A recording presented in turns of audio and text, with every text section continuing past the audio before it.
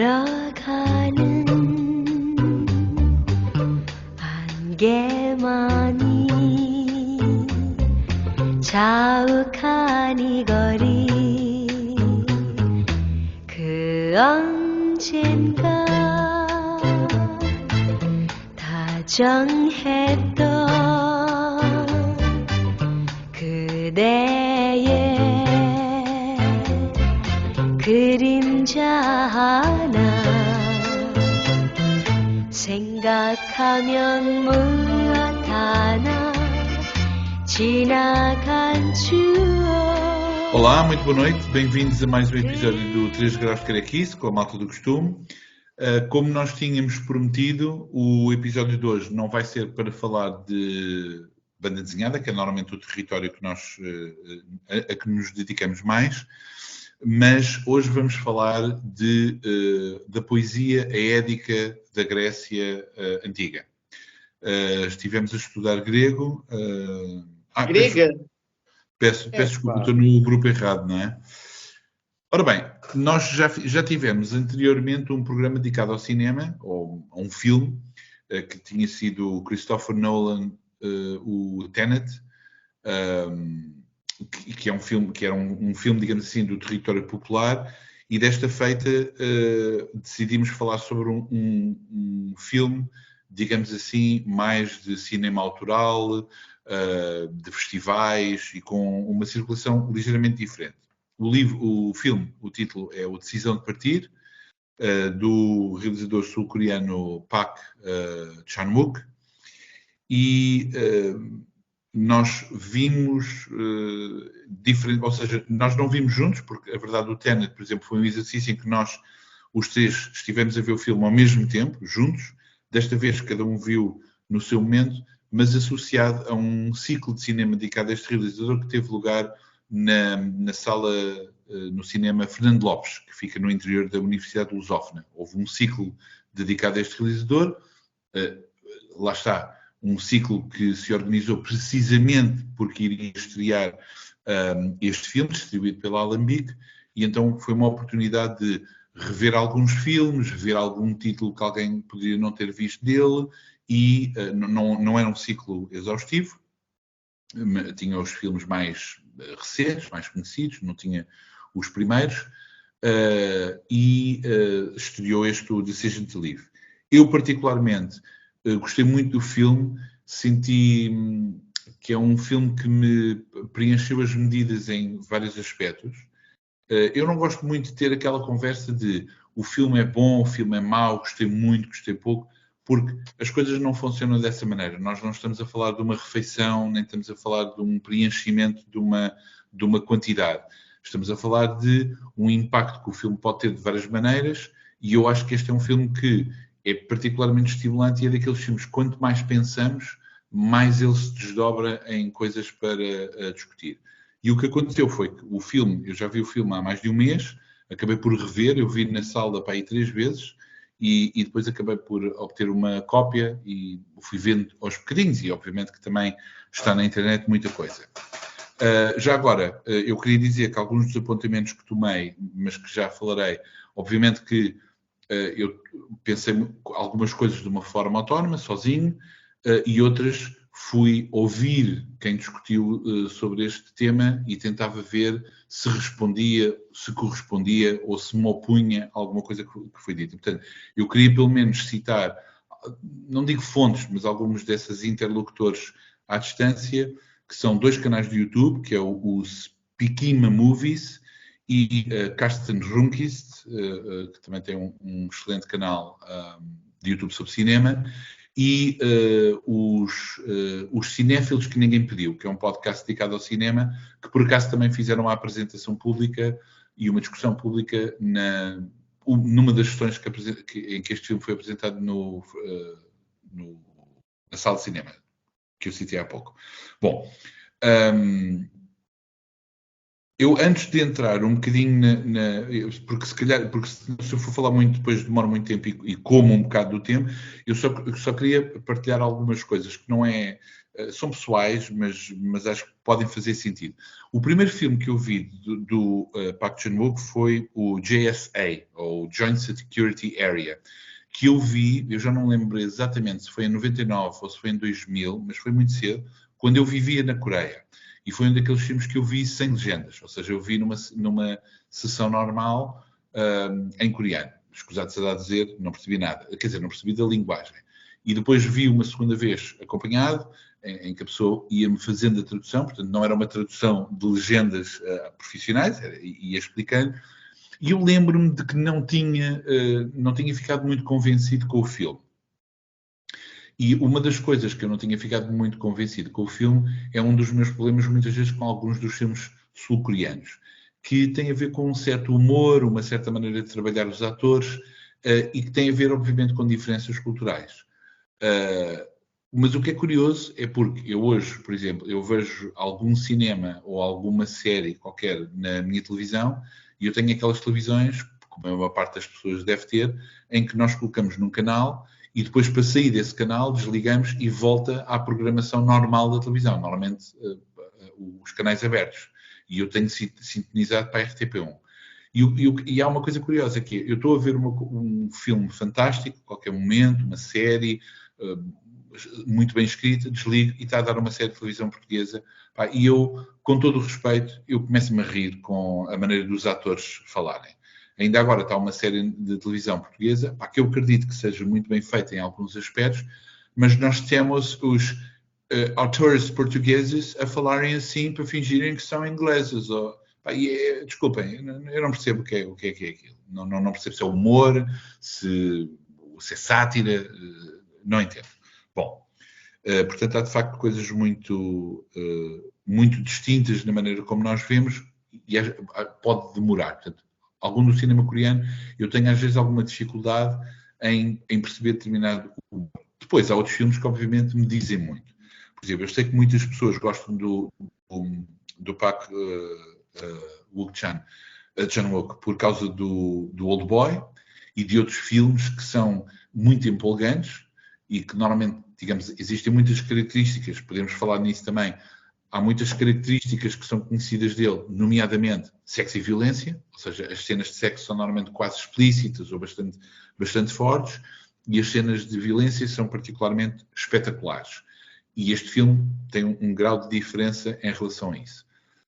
Mas, muito sinceramente, não será ele o meu realizador sul-coreano favorito.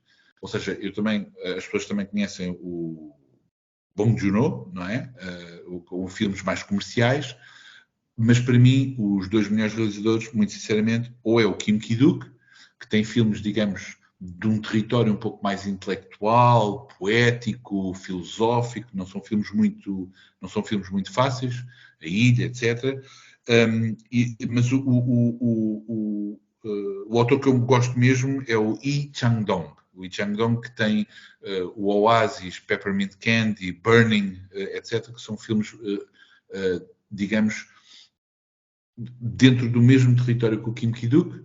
Digamos aquela coisa que nós chamamos de, quando estamos a falar de uma forma um bocadinho simplista, falamos de cinema comercial ou cinema de género, de estúdio, etc. Cinema americano, quando se generaliza brutalmente, cinema de Hollywood, e depois o cinema europeu, cinema intelectual, etc. Estas divisões são divisões que têm alguma razão de ser, mas depois também têm muitas fragilidades e outras coisas que não faz sentido, mas aceitando um pouco isso, digamos que estamos a falar aqui de um espectro de autores que voga, digamos assim, territórios que negociam estas dicotomias. O Lee Chang-dong está mais inclinado para o cinema intelectual e eu diria talvez que o Park é um ator que está mesmo numa linha fina disto, ou seja, é um autor que gosta de explorar cinema de género, digamos assim, quase até descritivos muito claros, o thriller, o policial, etc. Mas depois sempre com um toque qualquer autoral em que transforma aquela matéria num filme com uma grande como se costuma dizer, com personalidade, ou seja, com pequenas diferenças, não está a seguir fórmulas cansadas, etc. Nesse aspecto, ele não deixa de ser próximo, obviamente, daquilo que me parece que é o maior ídolo dele, em todas as entrevistas ele fala disso, que é o Hitchcock, que uma das características comuns entre eles os dois, o Hitchcock e o Park, é precisamente a ideia de que, no fundo, às vezes eles estão um bocadinho a borrifar-se para a história que estão a contar. Ou seja, eles não estão muito preocupados com a intriga, não é? Não estão fechados na ideia da intriga. Querem a contar, têm aquela história, é a história que serve de esqueleto para organizarem aquilo que querem fazer e depois organizam de uma maneira particularmente curiosa. Há muitos pontos que nós podemos fazer comparações com o Hitchcock, mas já lá iremos. Antes de avançar, ou seja, eu tenho aqui muitos apontamentos, mas eu não quero demorar, quero mesmo que seja aqui uma conversa. Eu vou passar a palavra ao Gabriel ou ao André, mas antes eu gostava de propor uma coisa em relação à interpretação deste filme, que é este é uma das melhores interpretações que eu conheço do Batman. Este gajo é o Batman. Só que é o Batman na vida real. Reparem nisto. O que é que o gajo usa? Um casaco cheio de truques. É o cinto do Batman. Ele é lenços de papel. Onde é que isto vai chegar, André? Vai chegar à tua parte preferida. Pronto. Depois, reparem. Quais são os inimigos dele? Os inimigos são sempre gajos super coloridos. É um gajo com uma cicatriz que está apaixonado, é um gajo que faz piadas sobre ser analista e quebra os dedos. E ela é... E depois ele apaixona-se pela mulher no sucesso, Catwoman. Mas ao mesmo tempo também Poison Ivy, porque usa veneno, tem características vegetais e tal. Portanto, isto o que é que ele faz? Não dorme, luta à noite, etc. O André tem uma coisa a dizer sobre este aspecto do Batman, da roupa, já lá iremos. Estou a brincar, já vamos a interpretações mais sérias, mas fica esta brincadeira. Portanto, eu prefiro que vocês comecem para eu não estar aqui a tomar tempo mais. Please. Gabriel. Queres ir, André? Sim, posso dizer qualquer coisa. Eu realmente eu acho que o meu realizador, por acaso nunca tinha pensado nisso, eu gosto, no geral gosto dos filmes, eu vejo alguns filmes coreanos por ano, tento sempre ver alguns e são normalmente aqueles que vejo, gosto deles.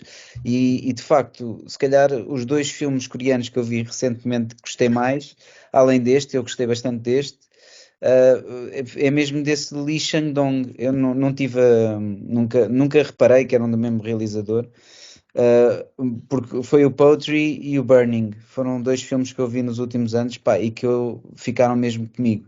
Isso é uma característica que eu normalmente guardo de muitos filmes coreanos que vejo, é que ficam comigo, ou seja, não me esqueço deles, fico a pensar neles nos dias a seguir, e isso é uma coisa, é rara hoje em dia. Não sei se é porque muitos dos filmes que eu vejo, pelo menos, enquadram-se na cultura americana e, portanto, na maior parte dos filmes que vejo, se calhar tem aqueles trâmites comerciais que acabam por ser um pouco expectáveis e então, pronto, até pode ser uma experiência divertida ver o filme, mas depois não ficam connosco. Este aqui é bastante diferente. Houve uma coisa que, pá, acima de tudo, além da realização, pronto, depois podemos falar um bocadinho sobre o que é que gostamos mais neste filme. A realização e a maneira como está editado, eu acho que é mesmo tem soluções muito criativas. Eu também sei, porque pronto, tivemos também a ouvir aquele podcast, conselho do Pedro, para nos prepararmos para isto. Se calhar algumas pessoas dirão que poderá haver ali às vezes quase um catálogo de efeitos, ou seja, são muitos recursos de realização e às vezes isso às vezes pode ser entendido como show-off ou demasiado. Eu não tive essa percepção, acho mesmo que algumas coisas são muito interessantes. Houve dois momentos em que eu achei mesmo curioso. Uma delas eu nunca tinha visto um plano dos olhos de um cadáver, ou seja, do interior do olho de um cadáver. Ou seja, aquilo começa com uma morte, não é? Eles são polícias, são detetives, e há alguém que caiu de um grande penhasco, estava a fazer escalada e caiu de um penhasco. e o cadáver está virado para cima, para o topo do penhasco de onde caiu. E então o detetive está lá com mais um ou dois, a tentarem reconstituir na cabeça deles o que é que aconteceu, e o cadáver já está com formigas a comerem-lhe a retina e tudo mais. E há um plano do interior do olho, olhar cá para cima onde eles estão a espreitar. Pá, achei isso. Não achei gratuito, não achei tipo, olha o que é que a gente consegue fazer, achei interessante. E outro momento que contou muito com a ajuda do som, que eu acho que a banda sonora deste filme é brutal, é uma banda sonora incrível. E a utilização do som também é muito inteligente, também como recurso de realização. E há um momento, pronto, ainda vamos lá chegar àquela parte da galhofa em que eu vou dizer uma coisa, não interessa, mas há um momento em que ele persegue o detetive, o nosso protagonista, que se chama Young Hae-jun, é o principal, e ele está a perseguir um mau, e até ao topo de um pequeno edifício, não é muito alto, e a dada altura esse mau está encurralado e entende-se que ele eventualmente poderá atirar-se. A maneira como nós percebemos que ele se atirou está muito bem feita, porque eles estão a conversar, a dada altura o detetive consegue mandar-lhe um tiro na rótula, ele fica prostrado, pega numa tesoura naquela de vou acabar com isto para não me apanharem vivo, e depois há mais alguma conversa e há um corte abrupto para ele sentado numa zona de restauração de um shopping ou qualquer coisa, sentado, já a telefonar, a falar com a mulher ao telefone. E depois há um som e depois aparece abruptamente também novamente ele no topo do edifício, já a olhar lá para baixo. Partimos do princípio que o gajo se atirou mesmo e não vimos nada disso, mas as coisas são feitas com uma sensibilidade e com um ritmo em que percebemos tudo o que é que aconteceu, percebemos porque é que ele está nessa zona de restauração a falar com a mulher abatido, não é? Ele não é propriamente a pessoa mais efusiva e alegre, também porque não consegue dormir. Mas percebemos porque é que aconteceu aquilo assim, aquilo foi um bocado um fracasso, ele não conseguiu apanhar o gajo vivo. Não sei, epá, são momentos que entusiasmam, porque acho que está de tal forma bem feito e joga com as emoções do espectador que lá está, não me consigo esquecer isso. Isso é a sequência final, que tá incrível, que é de uma emoção muito grande. Também não me quero arrastar, tenho aqui algumas coisas para dizer, mas atenção, antes de passar ao Gabriel, queria só chamar a atenção para este indivíduo pronto, para este cast, Tang Wei é muito bonita, uma jovem muito interessante, mas não é disso que eu quero falar do ator principal, Hae Il Park. Atenção a este indivíduo, que este indivíduo engana, porque é daqueles que parece que tem 20 anos, mas na realidade tem quase 50. E eu topei logo isto. Eu digo logo, pá, este gajo não é de fiar, porque este gajo é muito mais velho do que aparenta e vai saber que tinha razão. Eu pensava Vocês não viram o Memories of Murder? Vi, sim, senhor. Ele entra também. Olha. Pronto, isto é assim. Obviamente que há aqui um problema às vezes, de pessoas como nós, que é, como não estamos muito familiarizados com a cultura e não vemos muitos filmes destes, o que acontece é às vezes vemos um ator e muito dificilmente nos vamos lembrar de algum ator mais tarde. Claro que podem dizer, isso é racista porque acham que são todas as pessoas iguais. Não, é porque não estamos familiarizados mesmo com os atores, não é? Eu, como conheço alguns deles por ter visto muitas coisas, e as telenovelas, os pósteres que estavam em todo lado, algumas pessoas conheço. Eu tenho alguma dificuldade, confesso, em decorar nomes. Eu, por exemplo, quando dava aulas, eu tinha muitos alunos e a variação dos três nomes eram muito poucas. Portanto, eu tinha metade dos alunos eram Kim, depois um décimo era Lee, e obviamente que tinha alguma dificuldade às vezes em dizer os nomes todos de uma maneira de cor. Mas lembro-me mais ou menos dele. Mas ele entra nesse filme. Sim, estou a ver que sim, não é nenhum dos principais, mas entra lá. Já agora a Tang Wei é uma atriz chinesa. Sim. Eu já a conhecia do In the Mood for Love, há muitos anos atrás, E queria só dizer que ela partiu-me o coração a segunda vez, porque já o tinha feito no In the Mood for Love e fez agora no Decision to Mas Leave. bem, o In the Mood for Love não é ela a principal. Não é? Não. Oh, Gabriel, anda a escorregadela. Ela entrou num filme do Ang Lee, mas não é o In the Mood for Love, é o filme... Mas olha, o In the Mood for Love é de Wong Kar-wai, grande escorregadela, Pedro. Não, ela entra no filme do Ang Lee com o mesmo ator. Não me lembro Mas o o título. In the Mood for Love não é do John Woo? Não é com o Não, Nicolas não é Cage ela. e com o Travolta? Ah, ok. Tens a certeza? Tem. Não me Pronto, lembro eu já- Maggie Ok, Chung, não era eu Maggie Chung? pensava que era ela, mas já vi o filme há muitos anos. Não, então ela devia ter 10 anos. O In the Mood for Love é com o Maggie Chung.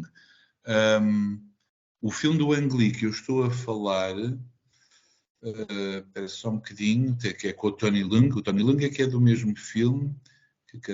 Lust, Caution, que é de 2007. Mas não é muito bom. Não é grande coisa. Esse, Sim, tens razão. O Ang Lee, na verdade, lá está, o Wong Kar-wai é um realizador que eu gosto bastante. O Ang Lee acerta, falha, lá está. Mas não estamos aqui por Não, falar. agora eu agora estou a ver o lance, tens razão. Sim, ok. Bem, posso ir ou ias dizer mais alguma coisa? Não. Pá, tenho mais coisas para Espera, dizer. o André queria só dizer uma coisa. Eu estava a brincar há bocadinho sobre o Batman, mas tu querias dizer uma coisa também sobre o... Como é que se diz? Não. Eu estou a ter uma branca. O Batman o que é que utiliza? Como é que se chama? Utility Belt. Sim, mas eu não quero falar já sobre isso porque eu tenho mais uma ou duas coisas para tu escrever Ok. para juntar a isso. Quero que o Gabriel fale agora. Ok. Ok. Vou só começar por dizer que, Pedro, eu percebi a tua subtil piada quando disseste já fizemos um programa de cinema Tenet à espera em filme, portanto, a desvalorizar o peso do Tenet enquanto obra cinematográfica. Não foi de propósito, mas olha que ficou bem. Eu gostei. Eu gostei porque eu não sou fã do filme. Não faria... Não foi isso. Eu achei muita graça. E que pena. Outra coisa é, acho que nunca dissemos isto, e se calhar vocês nem concordam, mas muitas vezes quando falamos da banda desenhada, e já falámos neste programa, já tivemos um programa dedicado à banda desenhada e à literatura, sempre aquela questão de comparações, banda desenhada é literatura ou não. Mas é interessante que muitas vezes o meu cérebro vai mais para o cinema quando penso em banda desenhada por causa da questão de contar histórias de forma com recurso à imagem, de forma visual. E acho que também poderá ser por isso que muitas vezes acabamos por ter vontade de fazer um programa sobre cinema, como está a ser o caso desta semana. Posso estar errado, porque às vezes vejo, mesmo neste filme, as estratégias do Park Chan-wook para filmar determinadas coisas, como é óbvio, são estratégias diferentes da banda desenhada, que é uma imagem estática, mas são estratégias visuais. E então muitas vezes ponho-me a lembrar de outras histórias, seja em banda desenhada ou em cinema, de como contar esta determinada cena. Pronto. Avançando para o Decision to Leave, que eu também vi em cinema, só vi há cerca de um mês, não tive tempo de rever. Portanto, espero que, como já viram, a minha memória se calhar não é assim tão boa com a calinada que eu fiz, mas ao menos este foi um mês, não foi para aí 20 anos.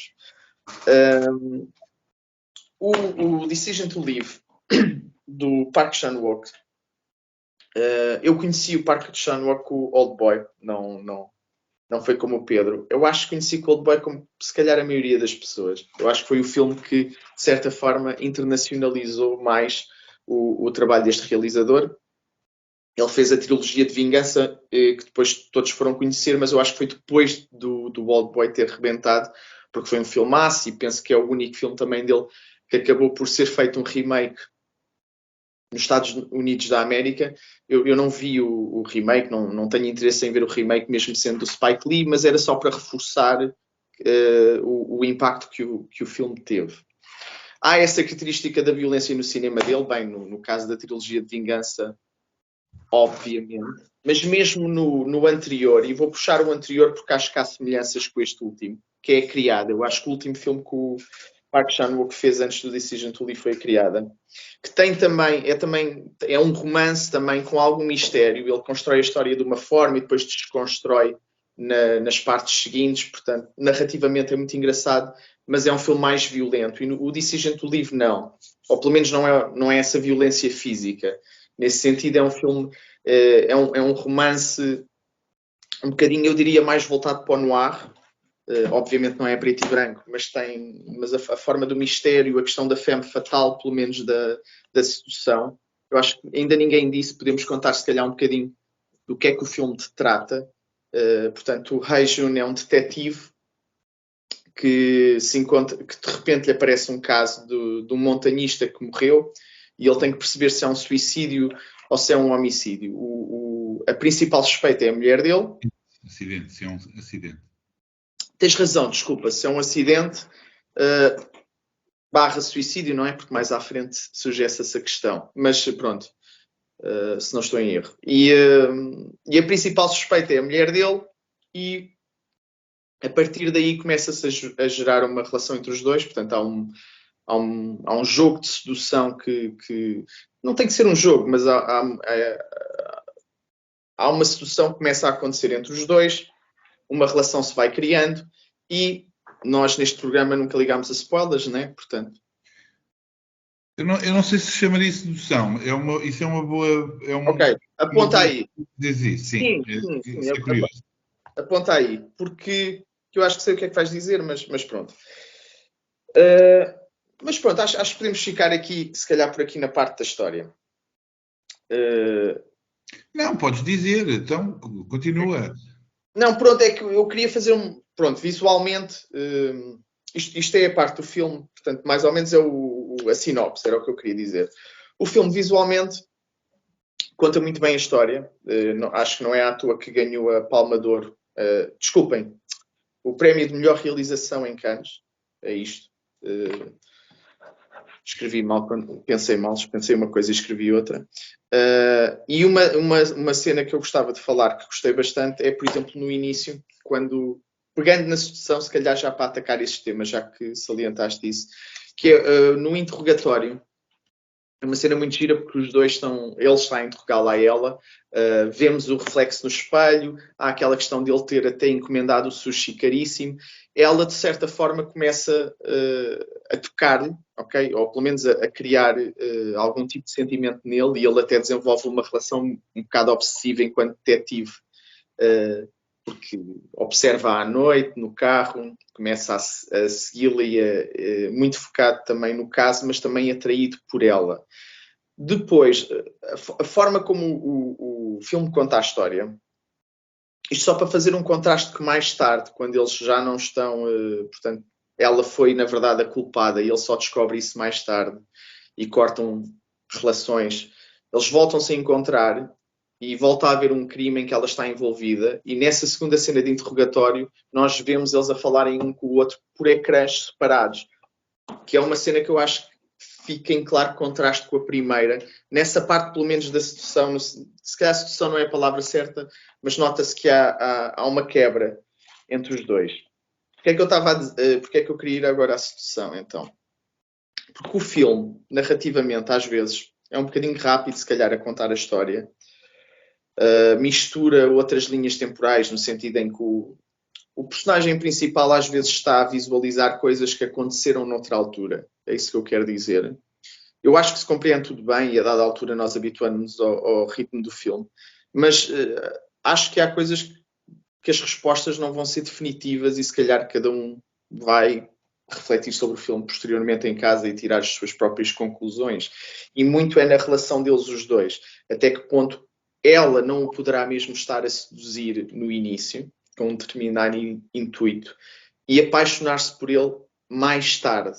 Naquele momento em que ela diz, eu apaixonei-me por ti no momento em que me disseste que me amas, que também é uma cena muito boa, quando descobrimos a conversa em que isso acontece. E vem muito daquela desilusão que ele tem. E eu acho isto maravilhoso. Eu não sei, pronto, pode ser de culturas diferentes, mas muitas vezes nestes filmes, nos japoneses também, eu encontro esta ode ao amor e à honra, que acho maravilhoso. Que o filme consegue ser super... como é que eu quero dizer? não queria a palavra erótico porque não é erótico, mas consegue ter uma carga de sentimento, acho muito grande, de forma muito subtil. Não é nada explícito em nada, não temos beijos, não temos grandes cenas de amor, mas sente-se uma intensidade dos dois, ou aquele momento em que se filma as mãos, que eles estão algemados no carro da polícia e estão a dar a mão um ao outro. Eu acho que é muito bonito e pronto, eu pelo menos acho que se sente alguma coisa. Isto para dizer, antes que me perca, que eu gosto muito desse momento porque pelos tais sentimentos que estava a dizer de honra e amor, que é a forma como ele se zanga e rompe com ela, tem muito a ver com a desilusão, com a tristeza, não é? Eu era um grande detetive e tu tiraste-me isso, destruíste-me isto, e depois o resto do filme em que ela tenta recompor isso, e depois o final, quando vamos dizer que sente que não consegue e que é devastador, como o André estava a dizer. Só, antes de vos passar a palavra, só um ponto. Eu também ouvi aquele podcast, como o André disse, dos cinéfilos... falhou-me o nome, desculpem. Os cinéfilos que ninguém pediu. E há uma coisa que eu concordo muito, e tu já tiraste o nome, que foi do Hitchcock, que às vezes faz comparações com o In the Mood for Love deste filme, mas eu também acho que é mais como o Vértigo, que eles mencionam esse exemplo. Acho que tem mais a ver com aquela questão da relação entre ele e ela e o mistério em torno dela. Acho que realmente é uma comparação mais feliz. Eu vi alguns na net que o Park Chan-wook a justificar um bocado a motivação para fazer este filme, disse que queria fazer uma história de amor onde não só via nunca I love you, nunca só via esse statement. Mesmo quando ela diz isso de quando me disseste que me amavas, na realidade... Mas é outra coisa, exato. É outra coisa. Pronto, sim, as comparações com o Vértigo acho que fazem mais sentido do que o outro filme. É assim, a comparação também não deixa de ser um bocadinho banal, porque nem é muito subtil e é claríssimo, digamos assim, as coisas que são decalcadas, não é? O detetive que se apaixona pela mulher que está envolvida no caso que está a investigar, não é? Mas não é só isso, por exemplo, não sei se recordam, no fim, esta coisa de dizer, cuidado com os spoilers, é impossível nós discutirmos seriamente e de uma forma adulta uma obra de arte sem falar dessa obra de arte e, portanto, estarmos a tentar não fazer spoilers, quem não viu, vá ver, não ouça, desliga, existe o botão de desligar ou de fazer pausa, não é? Portanto, pouco importa, mas pronto, não, tentando também não dizer tudo, por exemplo, na cena final, há um momento em que nós vemos um remoinho. Esse remoinho, para quem se lembra do Vertigo, perceberá logo imediatamente qual é o eco que existe entre esses filmes. Mas só um pequeno parênteses. Esse remoinho não é uma coisa natural, é digital. Ou seja, o que é muito curioso é que um filme destes, que tem... Ou seja, eu tenho a certeza absoluta que as pessoas identificam imediatamente todos aqueles momentos em que dizem, ok, isto é um efeito digital, não é? Por exemplo, a mão do esqueleto do raio-x a mexer-se, a vista dentro do olho, etc. Mas a verdade é que há toda uma série de outros aspectos que parecem naturais, ou seja, que nós juraríamos, não, isto é simplesmente uma excelente reperagem de um local, a câmara está bem colocada e, portanto, apanha isto. E a verdade é que aquilo que está a ser filmado não está lá. Eu acho que um dos casos mais fabulosos desse já não me lembro quem é que disse isto, mas era a comparar o Zodiac, do David Fincher, e um filme qualquer, que eu agora não quero mentir qual é, mas imaginem o Godzilla, e a pergunta era, qual é o que tem mais efeitos especiais? E é o do Fincher, porque toda a cidade não está lá. Ou seja, nós temos os gajos a andar na rua e à frente, e o táxi a virar uma esquina, e estamos a aproximar, mas nada daquilo está lá. É tudo reconstruído digitalmente, não é? Portanto, às vezes nós associamos o digital apenas às soluções para as coisas que não existem no nosso mundo, não é? Um dinossauro vivo, uma nave espacial, mas a verdade é que os efeitos especiais são uma ferramenta que muitas vezes são utilizadas para coisas que à partida poderiam ser objetos diários. Um prédio, um automóvel estacionado, uma árvore, seja lá o que for. Bom, isto vai ter algumas repercussões um bocadinho à frente. Por exemplo, eu lembro de uma cena curiosa, é um pormenor quase que não interessa, Não sei se recordam que ela tem uma espécie de jarro onde estão as cinzas e onde estão escondidas na tampa os comprimidos de, não sei dizer em português, aquela droga médica, não se pode usar. Acho que não era cianeto. Fenotil é assim que se chama? Não sei como é que se chama. Acho que sim. Pronto. E há uma cena em que a câmera recua e estamos dentro do jarro a ver através do tecido. Pronto. Isso, por exemplo, é uma coisa que o Hitchcock também fazia. Por exemplo, um dos planos mais famosos do Notorious, um filme com Ingmar Bergman e o Cary Grant, porque é sobre uma mulher que há uma cena em que ela bebe um café ou um chá que tem veneno. E o plano que o Hitchcock faz é, imaginem, nesta imagem, a pessoa está sentada aqui e mesmo ao pé da câmara está uma caneca. Portanto, a xícara de café é enorme ao lado dela. É até uma cena que agora, vista com a distância histórica, é um bocadinho patética, obviamente, porque parece quase uma daquelas xícaras dos carrosséis das crianças que um gajo se mete lá dentro. Mas lá está. É aquele tipo de estratégias fílmicas que não foi o Hitchcock a instituir, mas que foi melhorando, servindo os thrillers, não é? Em que nós estamos a ver uma cena, digamos, em que há verbalmente uma conversa à volta de uma coisa, mas nós não estamos sequer a ouvir a conversa porque estamos com a atenção visual que nos está a transmitir uma outra informação. E este realizador faz isso várias vezes. Por exemplo, Gabriel, estavas a dizer que o filme tem imagens, conta bem, não sei o quê, mas é preciso ver mesmo onde, como, qual é a estratégia visual em questão que constrói essa ideia. Por exemplo, no momento em que a Soraya entra na sala onde está o corpo do marido e eles conhecem-se, o plano é sobre o detetive e a câmara levanta-se. Ou seja, há uma imitação dele tomar uma atenção muito particular para com a mulher que entra. E não sei se recordam, ela diz é o seu pai, e depois ela diz sou mulher, altera a atenção e começa essa dança entre os dois. Quando tu disseste sedução, eu não estou a pôr em causa a sedução, porque obviamente que há sedução. Ela também tem estratégias, por exemplo, quando ela, como disseste bem, mas só para tornar um bocadinho mais claro o que estavas a dizer, que ele visualiza. Eu não acho que o filme tenha nenhum momento em que as pessoas tenham dúvida como é que as coisas se encaixam. Não há nada ali de dúvida de como é que o puzzle se encaixa. O que há é, ele, por exemplo, ele está a observar na rua, por binóculo, está a olhar para dentro do apartamento e de repente há um momento em que ele próprio está dentro do apartamento a acompanhá-la nas tarefas, porque ele ouve o som também. Portanto, é só uma projeção dele num sítio em que ele não está. E há uma cena que deves recordar que ele está sentado ao lado dela, mas é uma projeção, portanto, ele não está, na realidade, não está ao lado dela, e diz, ela finalmente chora. E nós vemos que ela não está a chorar, está-se a rir. Como se ela própria soubesse perfeitamente que, estando a ser observada, está a fazer uma performance desse choro para criar precisamente essa imagem. Portanto, é óbvio que ela também está a manipular essa relação. Uma coisa que eu ouvi foi as pessoas a fazer essas comparações com outros filmes, em que, por exemplo, há cenas de sexo muito fortes.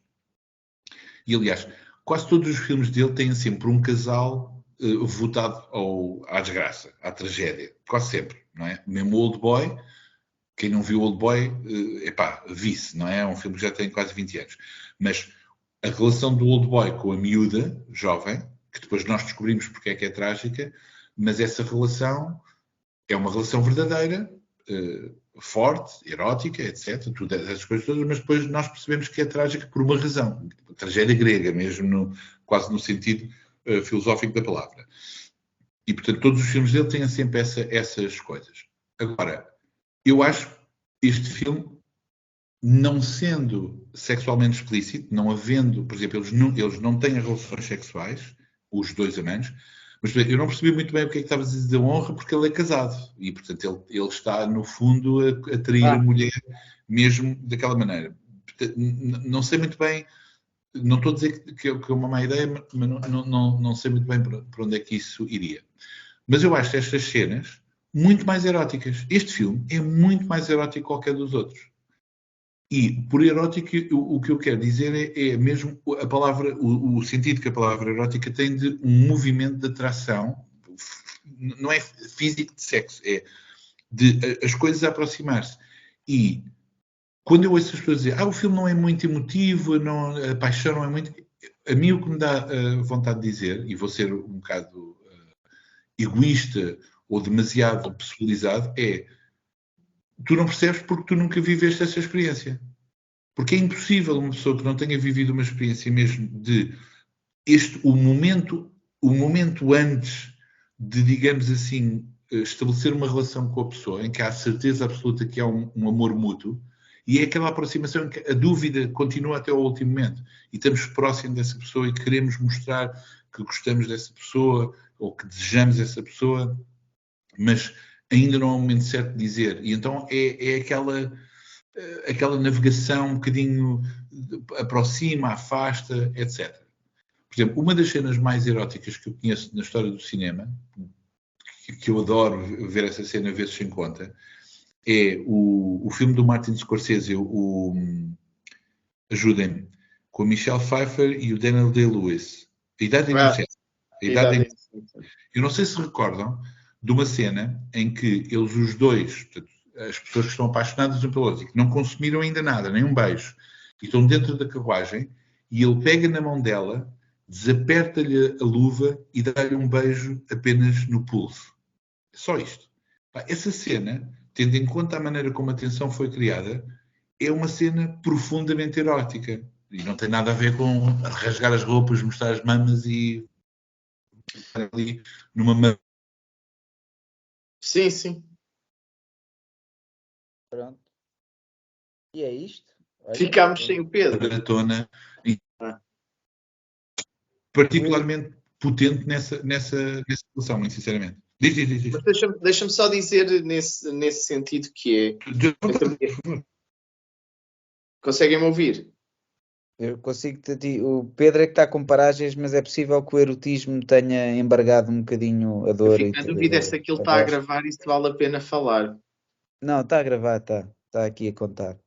Mas o Sim, Pedro mas está... achas que fica? Eu não sei. Fica. Pronto, ele está a ouvir. Isso é que é Ok. pior. Mas fala. Eu só queria falar de algumas coisas que ele tocou. E nomeadamente também porque eu hoje disse que é... antes de mais...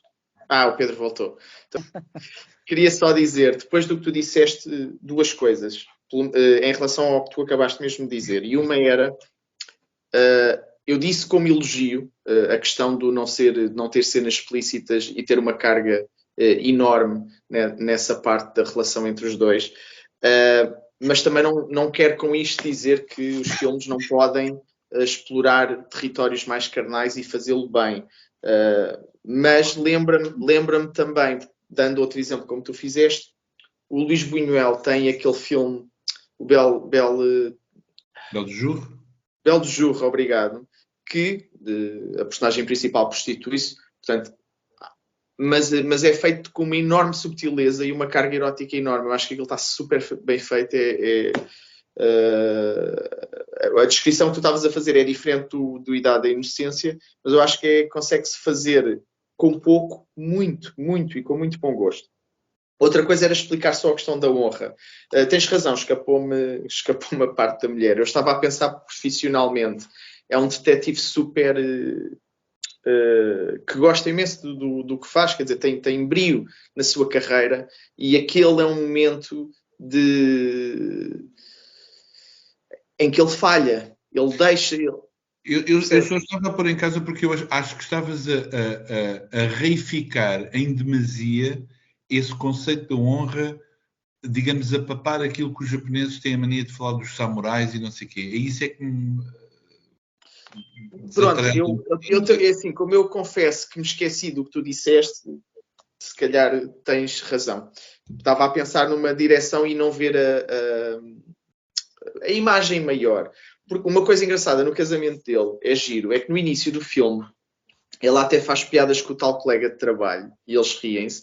E a apresentação que é feita do casamento nessa cena, a mim, pelo menos, transmitiu-me que era um casamento bastante forte e que eles tinham uma relação muito porreira e uma química muito grande entre os dois. E de repente, eu não sabia nada do filme. Eu fui ver o filme sem saber nada, zero. É uma coisa que eu gosto, não acontece sempre, mas gosto às vezes disso, sem saber nada, nem sequer ler a sinopse. Portanto, para mim, o casal é apresentado assim. E depois, à medida que eu começo a ver o filme, vejo que não. E depois a piada, né? A grande piada final, ela acaba por ficar com o tal colega com quem estavam a gozar no início. Né? Isso é uma tirada de humor engraçada. Mas pronto, queria dizer isso por causa do...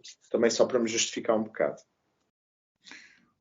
Outra coisa, há toda uma dimensão no filme que eu acho que a maior parte de nós não entende imediatamente, porque como não falamos coreano, há uma grande distância de entender questões da linguagem. E neste filme a linguagem é particularmente importante. Aliás, o realizador deu uma entrevista qualquer, aliás, é uma conversa com o Bong Joon-ho que ele tem, está na net, encontram isso com muita facilidade, porque ele fez uma série que eu não vi, uma série em língua inglesa qualquer, baseada numa história do John le Carré. E, portanto, durante muito tempo teve a filmar em inglês. Aliás, ele já tinha feito um filme americano, o Stoker, e ele, uma das coisas que diz ele estava com vontade de voltar a casa e fazer um filme em coreano. Mas o que é curioso, eu não estou a dizer que a linguagem, eu não tenho conhecimentos suficientes para dizer isto, eu não estou a dizer que a linguagem não é importante nos filmes dele, mas eu nunca notei tanto como neste filme a importância que a linguagem tem. A linguagem mesmo, numa série de aspectos. Por exemplo, uma coisa que talvez seja relativamente invisível. Por exemplo, para quem não entende nada de línguas asiáticas, é óbvio que ouve chinês ou coreano e vai dizer, para mim é a mesma coisa, não é? Não há diferença absolutamente nenhuma de perceber qual é a linguagem. Mas, obviamente, se uma pessoa que conheça um pouco dessas línguas percebe, ok, ela está a falar chinês agora estão a falar coreano. Mas há outros níveis ainda mais interessantes. Por exemplo, o filme começa, a cidade em que aquilo começa, ou seja, a cidade do detetive, em que o detetive está a trabalhar, é Busan, que é no sul da Coreia, uma cidade portuária. E digamos que tem o mesmo papel que o Porto, no sentido em que não é a capital, mas é a segunda maior cidade do país e também tem uma cultura muito própria, etc. E tem um sotaque muito forte. Eu imagino que a maior parte das pessoas não entenda. O detetive não tem sotaque de Busan, mas aquela detetive mulher, aquela mulher baixinha, a detetive baixinha que aparece, e aquele outro chinês que é o Chapada, o tipo grandalhão que dá chapada, o sotaque deles é particularmente forte e percebe-se logo pela sonoridade, entende-se imediatamente que é um sotaque muito forte. Mas a Soré, ela também tem um sotaque particularmente vincado, ou seja, quando se ouve ela a falar coreano, ela está a falar coreano, mas está a falar com um sotaque de estrangeira. Percebe-se imediatamente, não é uma pessoa coreana, está a falar com um sotaque coreano, estrangeiro, não necessariamente chinês. Okay. E não tem essa subtileza para dizer, percebe-se perfeitamente que é uma chinesa a falar coreano, é estrangeiro. Ela mantém sempre com o detetive um nível de alguma formalidade. Por exemplo, não sei se recordam, no fim do filme, quando ele está a chamar, ele diz Soreshi. O nome dela é Soré. E ele diz Soreshi, Soreshi. Shi não é a mesma coisa, mas digamos, é como se fosse Dona Soré. Ele nunca a trata por tu. E em coreano existe tu. Existe um nível informal de tratar amigos e pessoas próximas, amantes, etc. Eles nunca chegam a passar esse nível de linguagem. Mais ainda, ela utiliza um vocabulário particularmente cuidado. Por exemplo, a palavra que repetem vezes sem conta, que é manchiné, não sei se recordam quando logo no início está a fazer a entrevista e ela está a dizer, sim, porque ele ia à montanha. E está traduzido em português, eu acho que era finalmente, não é? Estava traduzido como finalmente, em português. Finalmente morreu, manchiné. Mas melhor traduzido é até que enfim. Ou seja, a tradução não é exata, porque o finalmente em português tem valências diferentes, mas o até que enfim é que parece que é até que enfim, porque parece que há uma... até que enfim que morreu, não é? Portanto, a própria linguagem, ela utiliza... até que enfim é um significado, mas o nível... Ela utiliza palavras como... Imaginem uma pessoa estrangeira que utilizava palavras como Oxalá, por obséquio, o ocaso... podemos encontrar a hora do ocaso. Estão a perceber? Um vocabulário assim um bocadinho mais caro. E ela utiliza esse vocabulário. Ok. E isso é toda uma patina que me parece que traz uma distância na relação deles. Ou seja, ela não está a ser dengosa do tipo, és muito giro. Não tem nada a ver com isso. Tem mesmo a ver com... São duas pessoas adultas, inteligentes, mas que estão a perceber que há ali uma troca dessa tensão. E, por exemplo, uma coisa... essa cena é quase de um gajo chorar, é precisamente como descreveste no fim, quando ela diz, quando tu disseste que gostas de mim foi, quando tu disseste que deixaste de gostar de mim foi quando eu comecei a gostar de ti, e o gajo em pânico a dizer, mas quando é que eu disse isso? Eu não disse isso, quando é que eu disse isso? Porque ele próprio não se recorda ou não lê, é como se, mas eu não disse isso. E a questão é, disse ou não disse? E aqui, claro que nós podemos dizer, disse porque nós ouvimos. Mas a questão não é essa, a questão é mesmo, é uma falha de... Ele disse a coisa, mas de uma maneira diferente e ela entendeu de outra, etc. Há coisas muito engraçadas. Por exemplo, eu vi uma coisa, isto foi de um dos vídeos que eu vi, que é, quando ela está a falar chinês e utiliza o telemóvel para traduzir, no início, a voz que se ouve da tradução é masculina. Mas quando eles estão na montanha, em que é um pouco antes de dar o único beijo que dão, a máquina traduz como a voz feminina. É uma coisa muito subtil. Eu só reparei isso depois de ver o vídeo a explicar isso. Ou seja, não tinha reparado. Portanto, a dimensão da linguagem aqui neste filme é muito, muito, muito, muito potente. É muito curioso. Não, isso. Agora até me lembraste o podcast que ouvi em que gostaram do filme, acho eu, todos os envolvidos, mas não gostaram assim tanto. Foi a impressão com que eu fiquei. E alguém levanta esse ponto de que talvez tenha perdido alguma coisa na linguagem. Eu perdi de certeza porque, pela tua explicação, eu não tenho essa subtileza para conseguir apanhar essas coisas. No entanto, eu daria... Não gosto de notas, mas vou dizer que daria uma nota maior porque me encheu... Pelo menos encheu-me o coração. E nisso, na linguagem, não consigo acrescentar rigorosamente nada, mas queria salientar muito o trabalho dos dois atores principais. Porque eu acho mesmo que este é aquele tipo de história que, com dois atores que, vou dizer, menores, torna-se ridículo o filme, a história. Acho eu, se não conseguis captar a dimensão daquelas personagens. E eu acho que ambos fazem um trabalho mesmo muito bom. Pronto. Ganharam o Oscar Gabriel Martins, 2023, que também é bom. Bem, e não vamos perder mais tempo e falar daquilo que realmente importa. Porque Ganharam Oscars? Não, está a brincar, ele está a brincar. estava a dizer o Globo de Ouro de Martins. Era o prémio pessoal do Gabriel. Ok. Bem, mas não vamos... Nós, neste momento, isto que aconteceu até agora foi filler e vamos então falar daquilo que interessa. Que é, para já, duas coisas. Porque tudo isto também tem algo de patusco. Eles fartam-se de comer no início. Aquilo no primeiro terço, aquilo está sempre nome. É tipo, é sushi, é sopinhas, é tudo. Aquilo, quer dizer, eu vi aquilo, comecei a ver à hora de jantar, já estava com um ratinho. Depois eles, entretanto, abandonam, mas no primeiro terço papa-se muito. É sempre um papado. E depois, vamos lá ver uma coisa. Isto, pronto, claro que não me estraga em nada a minha experiência. Eu vou querer ver este filme. Gostava de ver isto mais vezes e tal como o Pedro fez e com mais calma.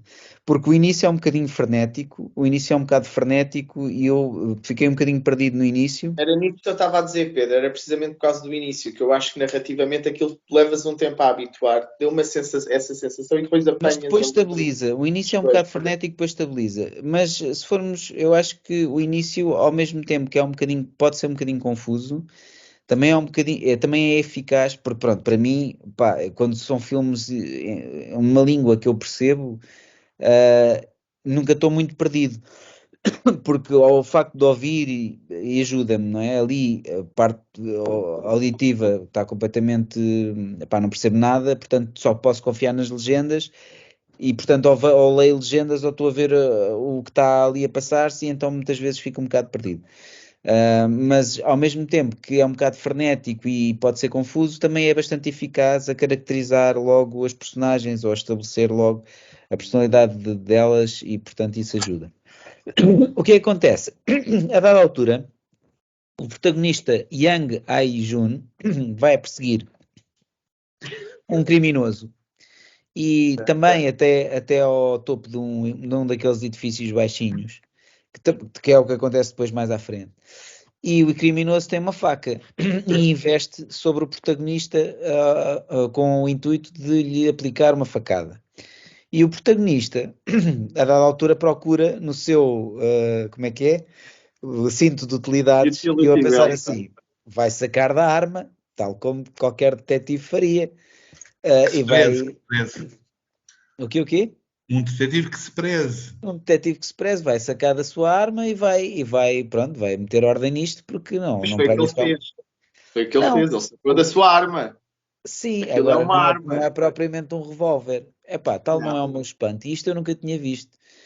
O gajo saca uma luva daquelas do talho, de cortar febras. Pá, que é eficaz para não cortar uma falangeta, mas pá, quer dizer, é a coisa mais estranha do gajo estar. Foi até um pouco Repara divertido. que aquelas luvas dão para pegar em armas brancas, dão para pegar em facas. Exatamente, pronto, isto não é nonsense. Não é? Eu não sabia que ainda eram usadas no século XXI. Eu costumo usar uma no Assassin's Creed 2, mas pronto, é século XVI. Ok, pronto, aquilo eu realmente pá, não estava, nunca esperei que o gajo sacasse daquilo.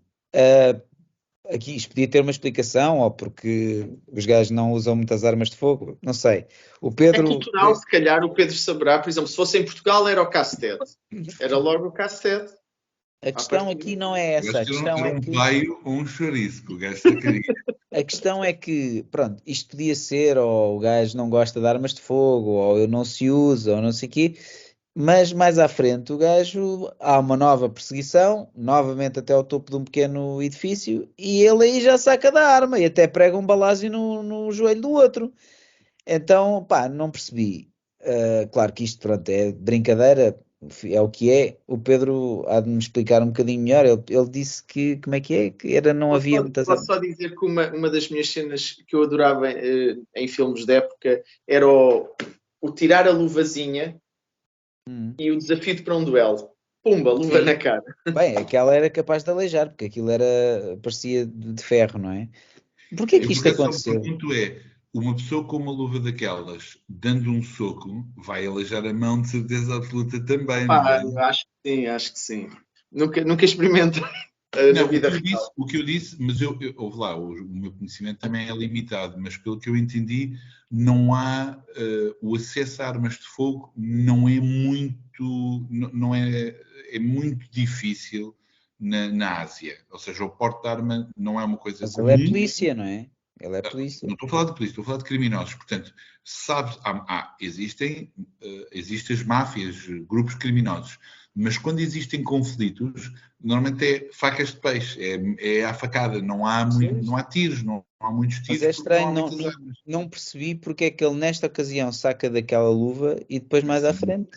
Se calhar eu diria para não elevar o nível da luta. Por exemplo, ele está a ser atacado por uma arma branca, não vai puxar de um revólver quando consegue controlar a situação.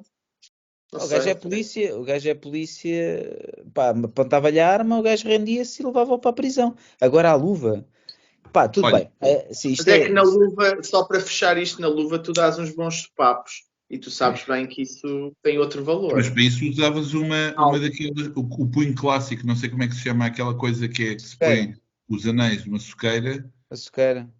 Não, mas aí já não conseguias agarrar.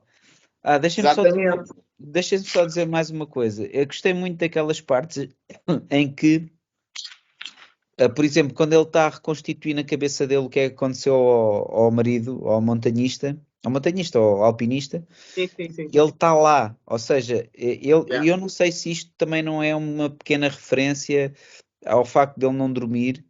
E às vezes, quando não dormimos, há ali uma terra de ninguém entre a alucinação e o mundo real. E ele, às vezes, isto aconteceu várias vezes no filme, que é ele não está presente, mas está lá na cena porque está a imaginar-se lá. E eu, às vezes, há coisas que eu não sei se aconteceram mesmo no filme ou se é já uma projeção e meio um estado semi-alucinogénico do facto de estar a descansar pouco. Eu achei isto também interessante, porque é Isso é muito assumido, fácil, claro. mais ou menos, mas achei interessante porque é assumido e a gente percebe, não há nunca uma situação em que, então, mas espera lá, ele estava lá? Não, o gajo sabe que ele não estava lá, tipo, que aquilo é a imaginação a funcionar. E achei giro. E pronto, e é isto. Mas E esta da luva. não falámos de outro grande clássico que é das tartarugas que foram roubadas, mas pronto, deixe isso como Yeah. surpresa para quem for ver o filme. Olha, mas eu vou pedir mesmo, isto é um pedido pessoal, aos nossos espectadores barra ouvintes, pá, que coloquem aqui a sua explicação por causa da luva. O que é que acham que a luva significava? Isto, no fundo, tudo se resume a isto. Isto é uma espécie de teste de personalidade. E pode-se dizer muito acerca da resposta de porque é que a luva. Se alguém disser a luva era para poder sacar os olhos ao criminoso, é porque se calhar isso diz alguma coisa sobre nós. A luva era para pacificar, é porque somos zen. Whatever. No caso de Gabriel é porque lhe permitia aplicar uns bons sopapos. Portanto, aí já sabemos. Não, e porque acho que, apesar da frase ser normalmente. Já não me lembro como é que é a frase, mas pronto, a questão do elevar. Tu estás num nível com uma arma branca, estás num determinado nível, a arma de fogo é acima. Eu acho que ele não quis descambar dessa forma Não, nessa mas situação. isso tudo cai por terra na perseguição seguinte, porque o gajo vai atrás do outro gajo que também não estava com arma de fogo e ele saca imediatamente a arma de fogo. E Mas dá-lhe um isso ele não tiro e ia tudo. conseguir apanhar, não é? Bom, tenho que rever. Já não Posso interromper essa conversa e irmos a coisas ligeiramente mais sérias? Pronto. Não! Voltando a uma coisa que tu aventaste, mas depois não se desenvolveu, que estavas a falar sobre a questão de dirigir, há uma coisa muito curiosa que é, nós devemos treinar-nos como pessoas que temos a veleidade, digamos assim, de querer fazer crítica, fazer análise ou aprender como é que funciona uma coisa. É óbvio que nós temos sempre de treinar o ver as coisas. Não apenas ver para perceber a história, digamos assim, mas sim ver como é que funciona. E há coisas que às vezes só com a aprendizagem é que se consegue ver. Ou seja, por exemplo, desenvolver a capacidade de, quando estamos a ver um filme, estar a ver não apenas a história, mas perceber como é que ela está a ser contada.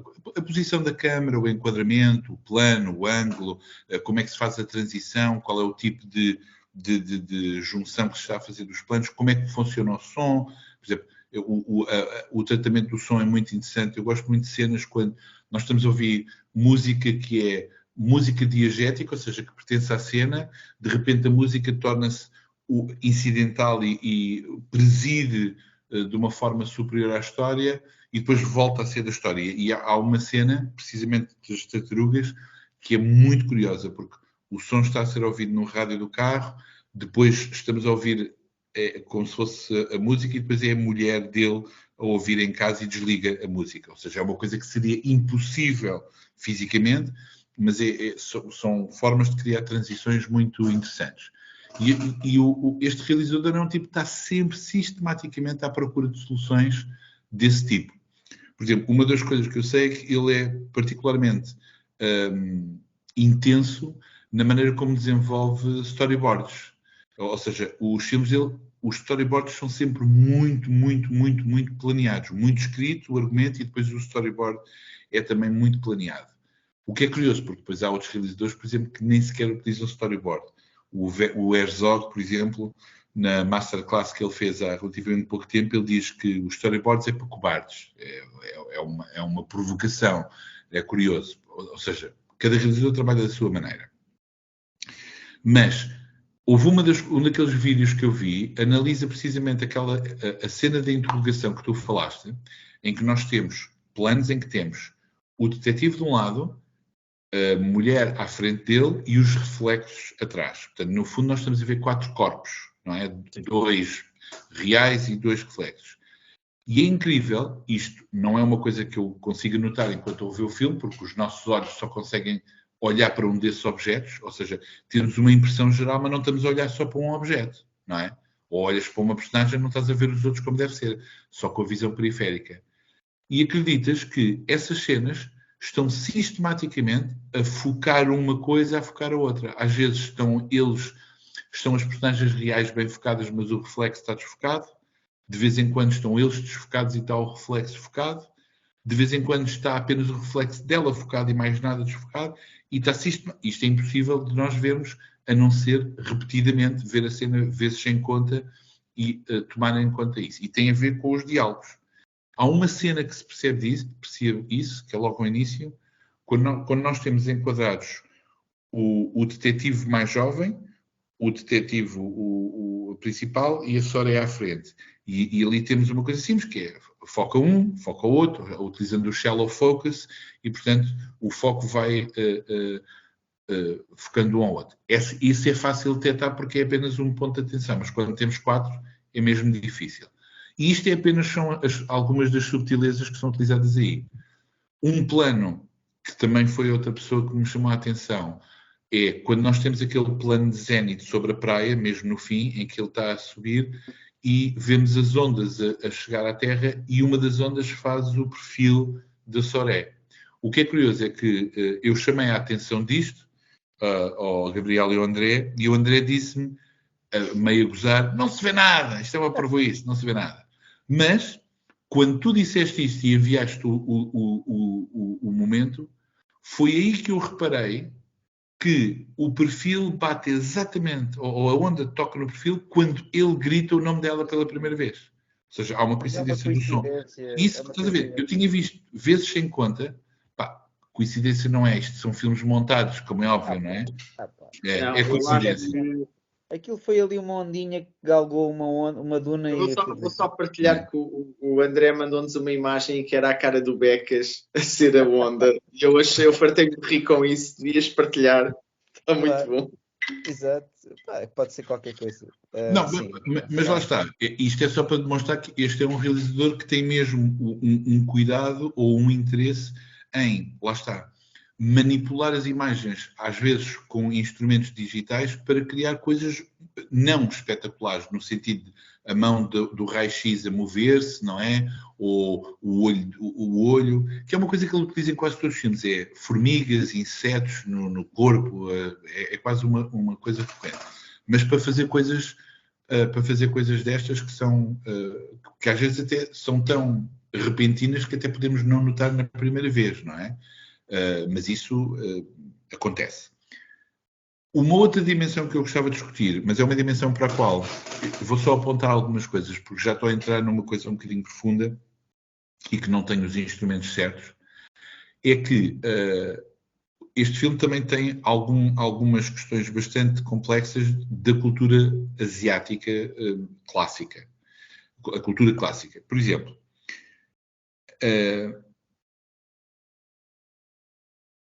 a pintura chinesa de paisagem, ou quando uma pessoa fala de paisagem, pintura paisagística chinesa, o termo é shanshui, que significa montanha, água. E uma das coisas que vocês devem notar é que este filme tematiza precisamente a ideia de montanha e água.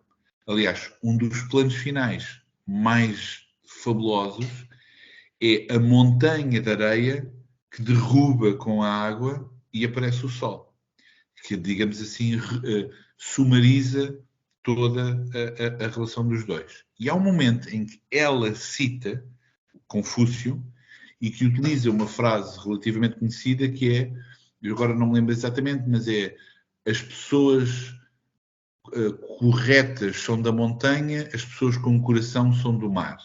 E no fundo eles os dois são representantes de cada uma destes polos.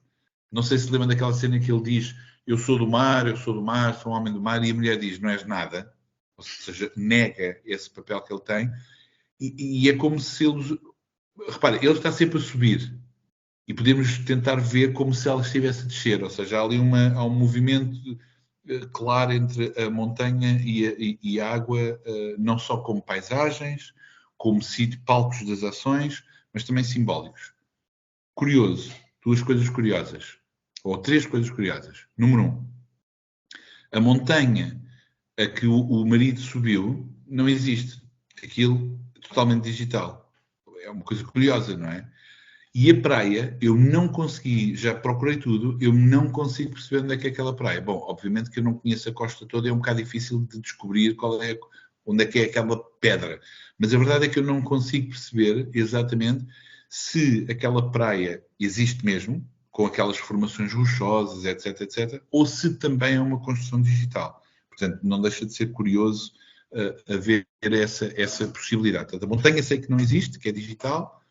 Isto é importante na produção, mas é importante na construção da filosofia. Mas há mais. Calma. Que é, nesta cultura não é bem uma dicotomia, porque quando nós falamos do yin e yang, e esses princípios, eles não podem ser pensados como dicotomias, tal como no Ocidente pensamos. No Ocidente é mesmo uma dicotomia, porque é uma oposição entre 2 forças. Nesta filosofia significa mesmo, são 2 existências, mas que estão sistematicamente a complementar-se.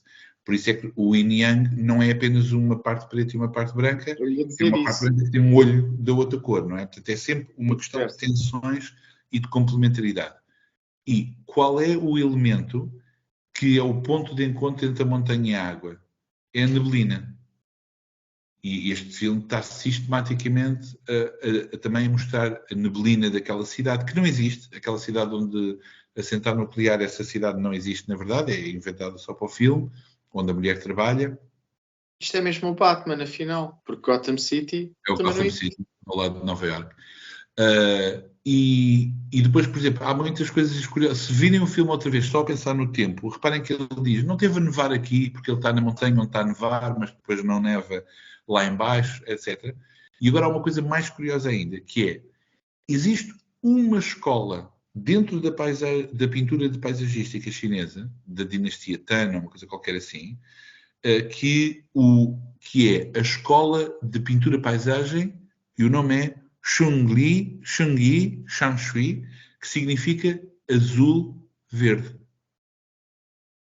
Azul-verde. Ou seja, é uma pintura que se especializa em criar as coisas com matizes de azul e verde. E se lembram do filme, o que não falta é esta ideia do azul-verde em todo lado. É o papel de parede que ela tem na casa, é o vestido que ela tem, são os comprimidos azuis-verdes, é o tal vestido que ela tem que pode ser azul, pode ser verde. Ou seja, se nós virmos o filme com estas ideias, o filme tem mesmo toda uma série de simbologias de complementaridade entre as 2 personagens, baseadas precisamente nestes princípios culturais, filosóficos, chamem assim o que quiserem. Por exemplo, as pessoas que gostam de animação provavelmente conhecem um filme muito famoso que é em inglês é Feeling of Mountain and Water, que é um dos filmes de animação chinesa mais bonito de todos, que é do Tei Wei, é pai dos anos 80 e que está naquela lista dos melhores filmes da Nancy, etc. Portanto, há aqui questões simbólicas muito curiosas, que são ligeiramente invisíveis para a nossa cultura ocidental, porque pronto, não temos assim tanto acesso ou perceber arte chinesa, que depois influenciou todos aqueles países, etc. Pronto, gostava de partilhar isso convosco, porque é uma coisa, eu não nem especialista ainda nada, mas gosto muito, fiz um espetáculo uma vez ou participei num espetáculo de dança contemporânea, não como bailarina, obviamente, como a fazer textos à volta da pintura do Xitao, que é um pintor chinês. Diz isso? Por momentos tive esperança que fosse mesmo como bailarino. Porque eu acho que... Eu vou fazer uma confissão que já fiz em vários filmes, mas nunca público e nunca em grave. Nunca gravado.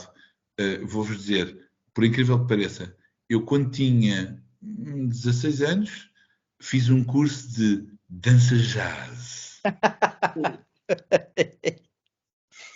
Ok.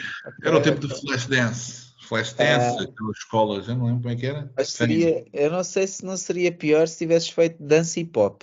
Dança hip hop é que não estava a ver. Não, eu dançava breakdance na escola quando tinha 12 anos, isso sim. Mas isso não é dança hip Walking hop. and talking. Mas pronto, é assim, talvez isto seja informação a mais, mas eu gostava mesmo de partilhar, porque o filme é um filme muito rico.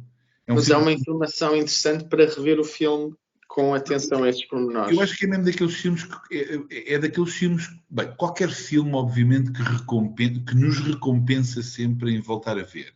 E atenção, eu não quero fazer hierarquias de filmes no sentido em que há filmes bons e maus, essa questão não é muito importante. Eu continuo a gostar de ver o Die Hard vezes sem conta. É racista? Sim. É propaganda americana? Sim. É bom? É espetacular, meu. E o PKE, motherfucker. A questão é, cada filme tem, digamos, alimenta partes diferentes do nosso cérebro, prazeres diferentes.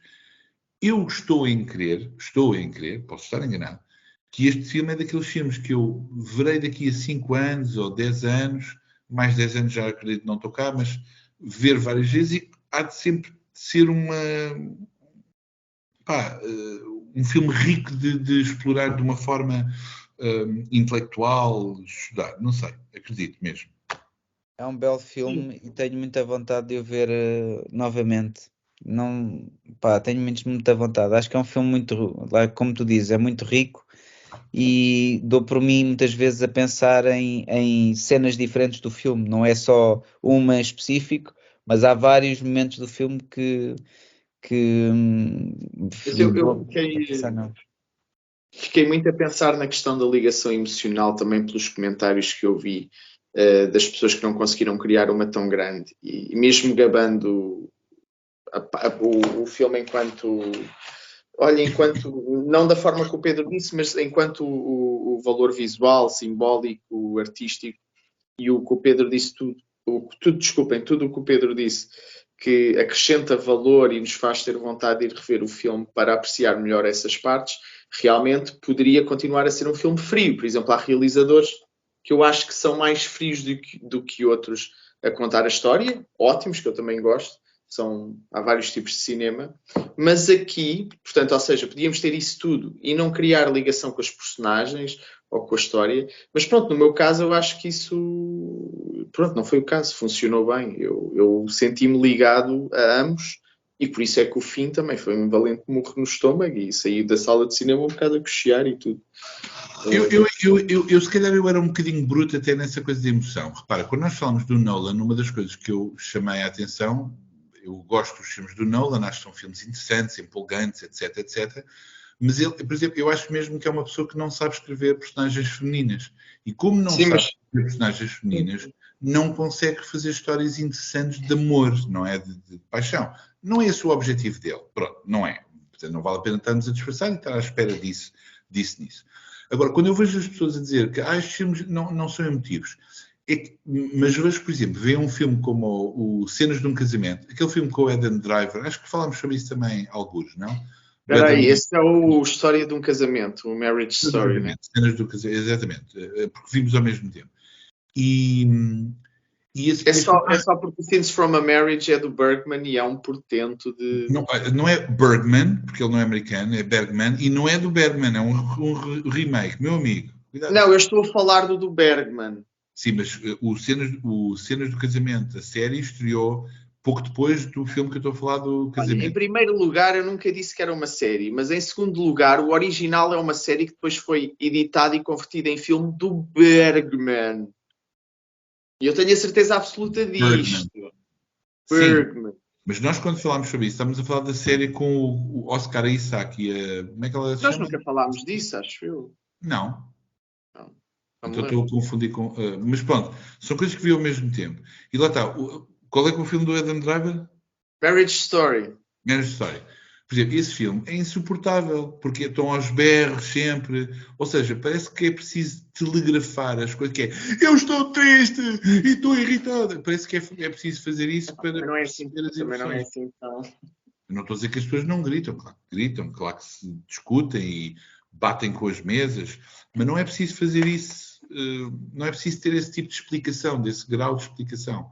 E eu acho que aqui este é um daqueles filmes que não tem esse grau de explicação e, portanto, obriga o espectador a, digamos assim, trabalhar um pouco mais.